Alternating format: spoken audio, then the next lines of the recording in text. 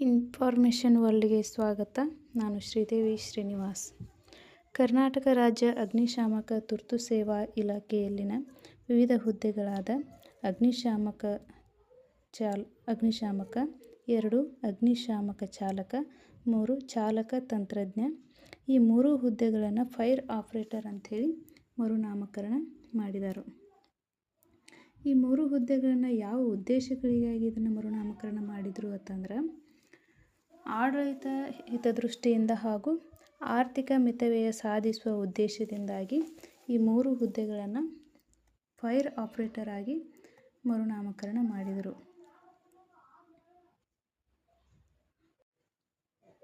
ಈ ಹುದ್ದೆಗಳನ್ನು ಯಾವ ಆಧಾರದ ಮೇಲೆ ನೇಮಕಾತಿ ಮಾಡ್ಕೊಳ್ತಾರಂದ್ರೆ, ನೇರ ನೇಮಕಾತಿಗಳ ಮೂಲಕ ಈ ಹುದ್ದೆಗಳನ್ನು ಆಯ್ಕೆ ಮಾಡ್ಕೊಳ್ತಾರೆ. ಇವುಗಳ ವಿದ್ಯಾರ್ಹತೆ ಏನಪ್ಪ ಅಂತಂದ್ರೆ SSLC ಮತ್ತು ITI ಮೂಲಕ ಇವುಗಳ ನೇಮಕಾತಿಯನ್ನು ಮಾಡಿಕೊಳ್ತಾರೆ ಎಂದು ನಾವು ಹೇಳ್ಬೋದು. ನಮಸ್ಕಾರ.